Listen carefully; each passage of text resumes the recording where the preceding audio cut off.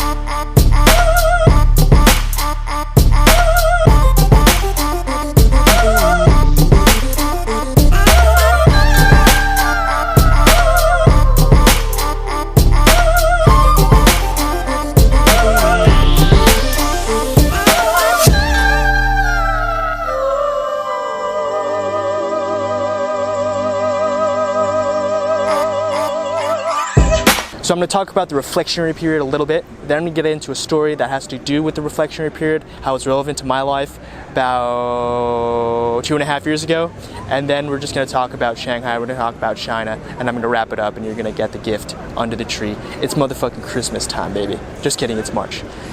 Anyway, the reflectionary period. I made a video about 2 weeks ago about the reflectionary period. And I'm not going to go into depth on it in this video. That's what that video is for. That's why I fucking made the thing. But I am going to talk a little bit about it and reiterate a couple things so that you understand where the fuck I'm coming from in this story. Alright, so the reflectionary period is a period of growth. In growth, whenever you're growing properly, you have 2 periods. One of them is the reflectionary period, one of them is the performance period. And if you're not in one, you're in the other. The reflectionary period is underappreciated. It's not easily understood. In that video that I talked about the reflectionary period, I gave and I shared how to properly, or not properly, but how I navigate through it, cut through the bullshit, and properly interpret the feelings and emotions that are coming up. The reflectionary period works in tandem with the performance period, and as you perform, you're going to hit reflectionary periods if you properly perform, and it's inevitable, and they work together in tandem, both working to help the other.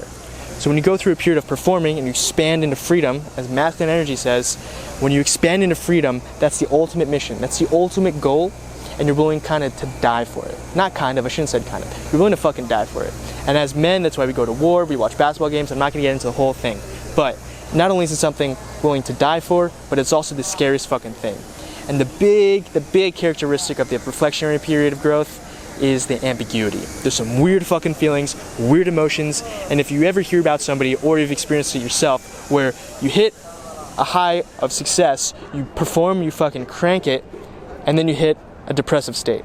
That's not really a depressive state. We all think that it is, but it's actually the reflectionary period kicking in, and as you move forward in life and you perform like a snake fucking shedding its skin, you're gonna shed the skin and then you gotta pivot and realize where the hell you need to go because your values changed, you evolved, and this is part of growth. Your experience of life evolved, enhanced, grew. If you talk about the experiential understandings, your perspective of life changed as it should, and your life purpose and your values, the decisions that you make should change as well. If you just keep going in a straight line, well then I don't know what the fuck you're gonna become, but you're not gonna properly grow. Anyway, that period of time, that reflectionary period can be gnarly for some people and can lead you, if you don't know how to properly navigate it, if you're like me and you didn't know how to properly navigate it, it would have made you take some radical decisions. Now, story time, all right? This story is about a time, well, it's a reflectionary period of time in my life when I had no fucking idea, or I had less of an idea about how to navigate the reflectionary period. If I had the tools that I talked about in the video about the reflectionary period, I would have been able to better interpret the feelings and emotions that were coming up and arising from within me, all right? So, the story starts about 5 years ago. 5 years ago, I graduated from high school, and during that time, my neighbor told me about a school that she went to in Switzerland, and it was fucking fascinating. I ended up going to that school, but in between high school and going to that school, I went to community college for 2 years. I realized that I didn't have enough money to afford life in Switzerland, not only tuition, but it's also really fucking expensive, and I also didn't have the grades. So what I'm trying to say is that every day for 2 years, I went to community college, worked my ass off, put in incremental progress every single day to achieve my goal. That was a performance period of time, and I fucking conquered. I graduated the #1 in my community college's class. I was actually ahead of the fucking valedictorian. I wasn't valedictorian technically, but I had better grades. I had actually had perfect grades when I graduated community college. I achieved the scholarship, I achieved the funding, and I got the freedom, I got accepted, and I ultimately transferred my associate's degree towards a bachelor's degree in Switzerland. And that's where the kind of story starts, because you can see that period of time. That's when I started making videos. I started making videos. My first vlog was like a month before I went to school back in August of 2016 to Switzerland. And you can actually see the first time that I go to fucking school in Switzerland. You can see my first day of classes. You can see the whole journey. And you're gonna see what I'm talking about, because this happens to be a period of time when I was making tons of videos. So back then, I was going to community college. Every day I was putting in work. I was putting in work in the classroom. I was meditating for the first time in my life. I was putting in work at the gym, and I was working. And I happened to be working at a Chinese restaurant. Just so happens. I was putting work every single day, and the real fuel, the real fucking fire under my ass was some dream that I had of going to Switzerland, of perhaps falling in love with a beautiful woman from another part of the world, to coming into contact with people from different cultures, different perspectives, new languages, new people, just super new experiences for me. I'd only traveled a little bit, good amount, with my parents before that, but I never really traveled by myself internationally, and I just wanted to just fucking explore the world. I wanted to explore Europe, and I had all these ideas, kind of fantasies about what it would be like and how fucking glorious it would be. I literally thought that I was going to be going to heaven. It was such a fucking hot fire under my ass that I worked myself every single day, and I achieved what I wanted to achieve. I performed, okay? I get to Switzerland in August of 2016, and I happened to fall in love with a beautiful woman from a different part of the world. We happened to travel with each other to different parts of Europe, and it was fucking glorious. It was amazing. But after 6 weeks of being in Switzerland and living that life, doing literally everything that I wanted to do before that, and it was wonderful until I broke through and I hit the reflectionary period, and it was inevitable. Now, what I'm going to share with you right now is something that I don't tell many people.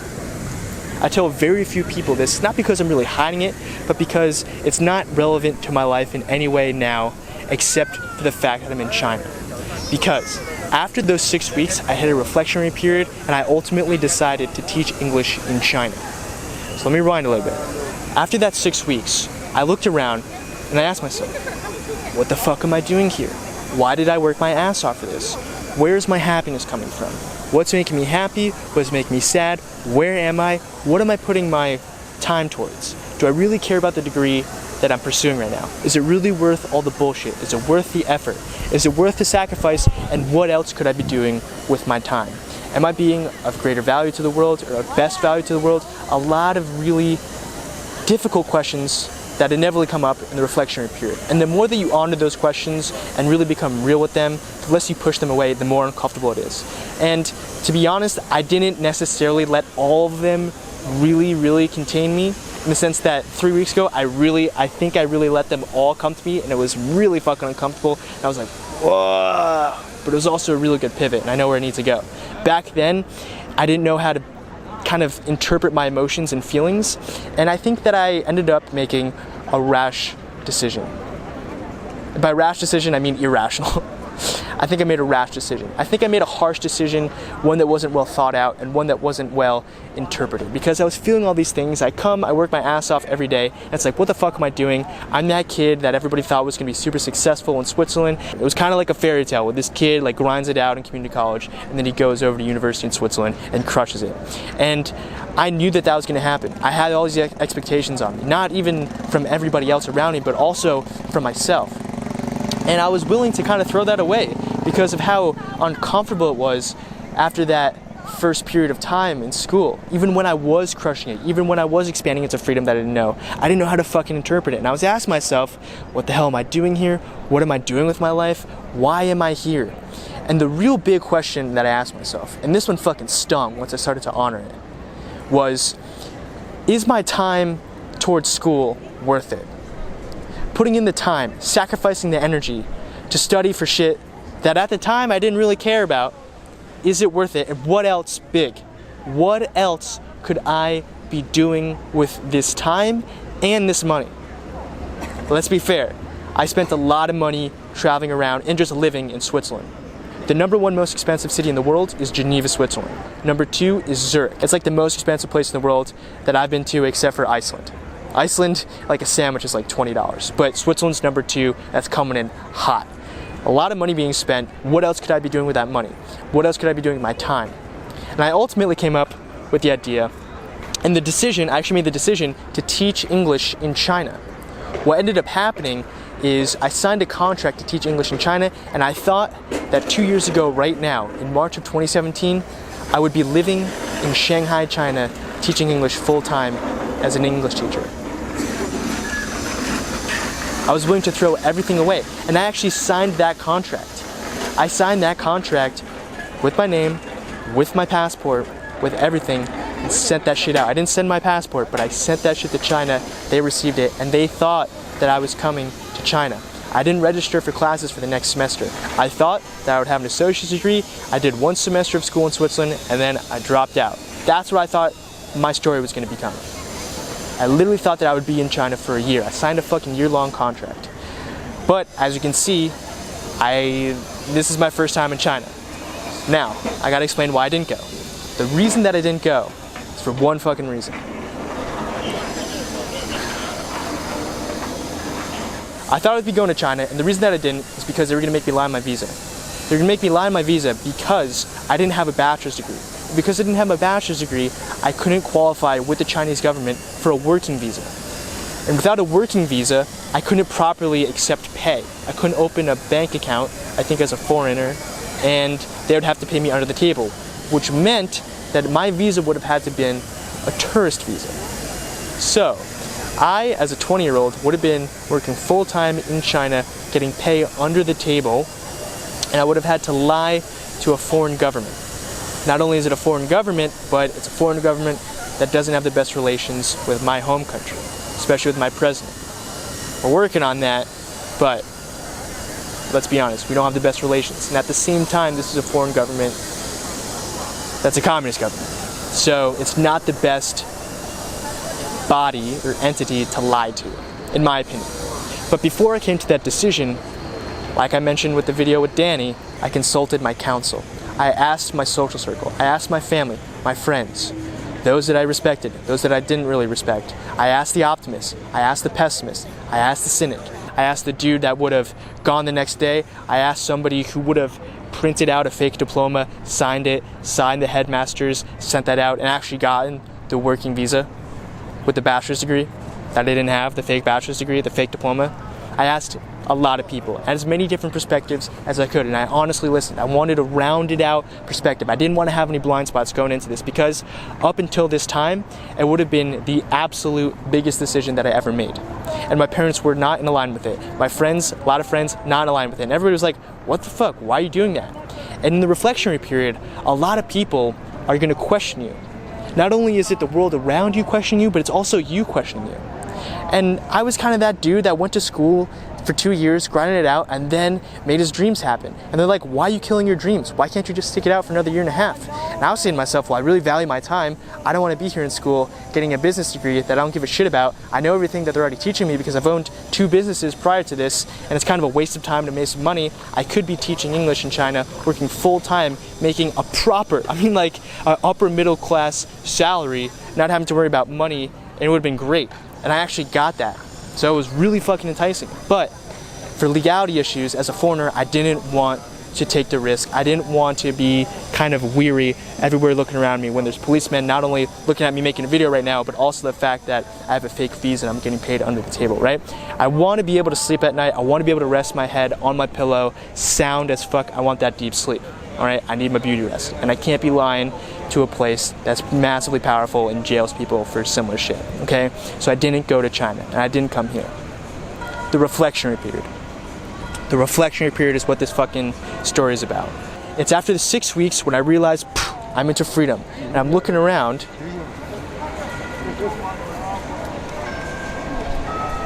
and I'm like, what the hell am I doing here? Now at that time, I didn't know how to interpret this period. If I knew about the 4 things, resonation, alignment, polarization, integrity, I would have been able to make a much higher fidelity decision. I would have been able to have so much more clarity in my life, so much less ask myself what I'm doing, and so much more proactive decisions instead of reacting to some emotions that come up and some feelings. And it's almost like, whoa, my God, I don't know what I'm doing, so I'm just gonna leave. I could have just stayed there. Now I ended up going back to Switzerland, and you could see that through the rest of my videos, and I'm very thankful to have gone back.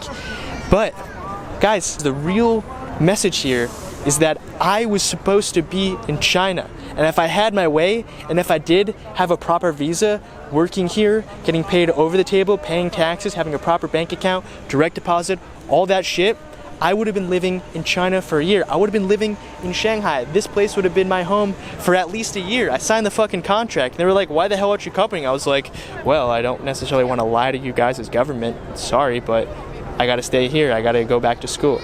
Actually, I might have said something. I might have made something up. I might have said that my mom was sick. I think I did. I did, all right?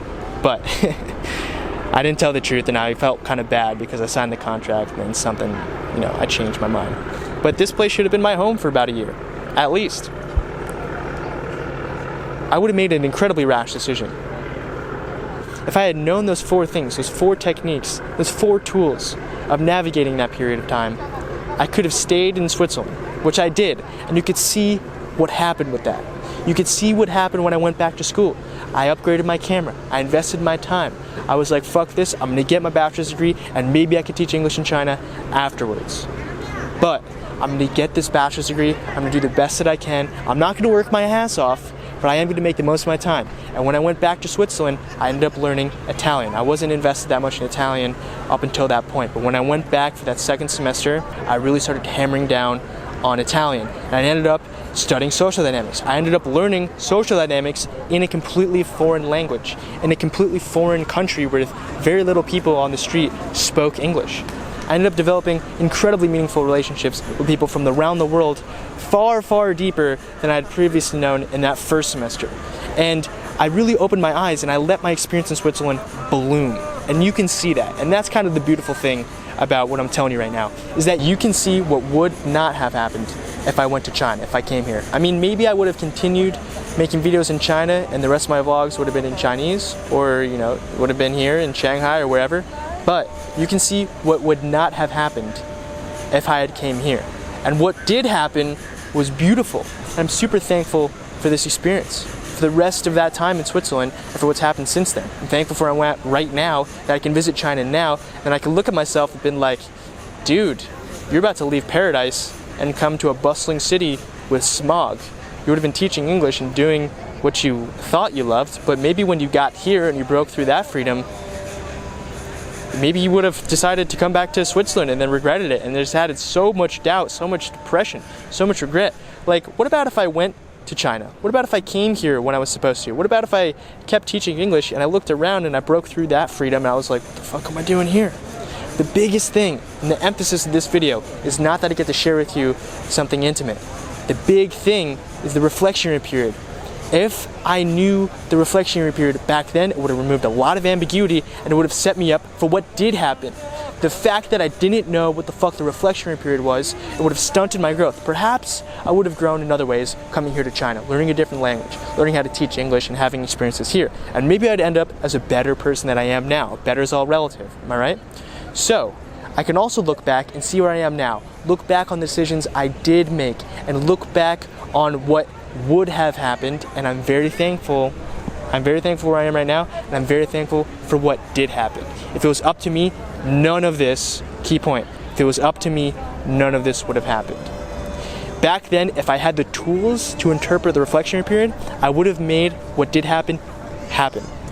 But I didn't have them, and if it was up to me, I would have gone to China, and none of these vlogs would have ever gotten made. None of the experiences, none of this part of my life would have ever happened. But the ultimate meaning of this video, the ultimate overarching message is the reflectionary period is something that you might be going through right now. If you're not, it's going to happen. You're gonna need to develop the skills in order to interpret it. Those skills are understanding resonation, alignment, integrity, and polarization. They are inevitable, and with those, you'll be able to better understand the reflectionary period, align yourself with those who matter, not align yourself with those who don't matter, and ultimately pivot in the direction that you need to go to be of best value to the world around you.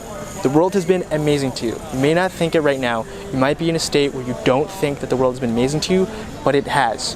Why? You're fucking alive. Your life is amazing. I'm amazing, you're amazing, we're amazing. All these people around me are amazing. One thing that fathoms me about China, about Shanghai, I've only been here for like 24 or 36 hours. One crazy thing that's blowing my mind, might be why I look so tired, is because I'm looking around at all these people who have no idea who the fuck I am. There's 26 or some odd million people in this city and it's fucking dense. I look around at people who have no idea what the English language is. They have had completely different lives, and it's safe to say that I feel like I'm almost on another planet of humans. I mean, this is the most foreign place that I've ever been, and it's massively fascinating, but it's also mind-boggling. And I'm looking around at all these people. They use a different internet, they have a completely different language, they read different shit, they talk in sounds and stuff that I can't understand. They only really interact with themselves. They don't really care about me. Nobody knows that I'm here. It's completely, my existence right here is completely anonymous, okay? And I'm looking around at all of these humans, and I'm like, holy fucking shit. Each person has a reflectionary period. Each person here has a performance period in their life. Each person here is some sort of process, a growing evolution that is themselves. Each person here has lost and loved. Okay, that's not necessarily the case, but each person here has her own story. Pretty much everybody, let's just assume everybody has had a lover, has had heartbreak, maybe has raised a family. If not, they've had parents. Each person here has worked for something. They've experienced loss, they've experienced tragedy, they've experienced death. Each motherfucker here walking behind me, whether it be in China or there's some foreigner like me making a random video in front of some big buildings, has their own life. And there's so much life contained in such a small space, so much abundance around me. It's fascinating. I'm gonna make a video later today about scarcity and abundance because it's really on my mind and it's a wonderful place to make it. But me sitting there in meditation, I'm just gonna diverge for a little bit. I'm gonna digress. Fuck this. I'm gonna digress. This is nothing related to what I was talking about before. Me sitting there in meditation and me starting to feel my body, me starting to realize every cell that is working its ass off to make me alive, to help me live, to help me experience life as a human. Every single cell, all these electrical currents, I could feel the fucking blood flowing, I could feel my nerves twitching. I could feel my essence in a newfound resolution, a priorly untouched, an unprecedented manner, all right? I could feel myself, I could feel all this detail, all this resolution throughout my body, going through these 10 days of meditation. And then I look around. And this happens when I look at pretty much anybody, whenever I am in the world, wherever I am in the world. But here in China, because there's just so many people that come from such a different place, it's starting to boggle my mind. When I'm looking at each person, I'm like, wow.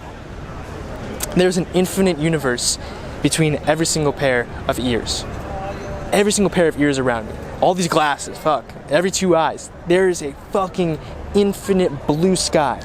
Well, not here, it's a lot of smog, but there's a blue sky, an infinite universe in between every single person here. Even this guy making a bunch of noise behind me. Every single person is living a life, and there's so much life here. It's fucking ridiculous. It's blowing my mind, because as I realize and I discover how fucking limitless I am inside, I get to see the world in the same lens. And if I look at each person here as a limitless universe, it's like, holy fuck, where do we come from? What are we sharing? What is this life that we're sharing? Every single person here, I believe every single person on this walk right now could benefit from the video that I'm sharing with them. Every single person on this walk right now has something to share with me. Every single person that's behind me that you've seen walk past me can benefit my life in some unique way that the next person couldn't, okay? We each go through reflectionary periods. We each go through performance periods. We are on the same team. Perhaps you didn't even know that the other person existed for your entire life until right now. And perhaps you can't understand what the fuck either one of you is trying to convey, both overtly and covertly. But we as humans are on the same team. If you think about dichotomy in the sense of species, we're the same fucking species. We're going through the same shit. You and me both have reflectionary periods. We both have performance periods. We're both growing. We might be at different spots along the growing path, along the journey, different stepping stones, but each one of us is moving along the journey, perhaps at different speeds, perhaps at different places. We're each moving along the journey of life together, holding hands. We might be distracted by our phones and not necessarily realize it, which a lot of people here are. There's a lot of fucking phone usage here in Shanghai. It's actually quite astonishing. Almost impressive. I was like, damn, that's pretty good. You're pretty fucking addicted to your phone. That's impressive. I'm not even pissed. That's actually quite amazing. But we're all in this together. And those that are around you are growing. Those that are around you might be going through really, really ambiguous periods. Those that are around you might have gone to Switzerland after 2 years dreaming about the fucking place, and then realizing that their life's biggest dream up until that time was a waste of fucking time, and that they should be doing something else. They need to move across the motherfucking world to go satiate what they find meaningful. And then perhaps they go there and they realize that that was also a mistake and that they need to pivot again. And there's going to be weird emotions with that again. You might be going through weird emotions. He might be going through weird emotions. That dude behind me could have been going through weird emotions. Or they're on a performance period. Each one of us is going through a different stage of our life, but we all share the human experience within each one of us. And that is something beautiful. Those that are around you are not being competitive with you. They're not working against you. They're working with you. I'm working with you. She's working with me. We're working together. I love you. I thank you. Thank you so much for watching. I appreciate you taking the time to watch this video. Thank you for allowing me to share this with you, and thank you for sticking around for the journey. If you've been with me and you were subscribed to those videos back then, you did see them when they came out, just know what I was going through, and now you can kind of check out like this woman is right now with the camera, alright? So, thanks for watching, thanks for listening. I hope to see you somewhere else. Perhaps it might be in the US, perhaps it might be across the world. Without further ado, I'm going to end this thing. Thank you for watching. Goodbye. Ni hao. Oh, that means hello. I don't even know how to say goodbye in Chinese. 我是美国人. Ciao.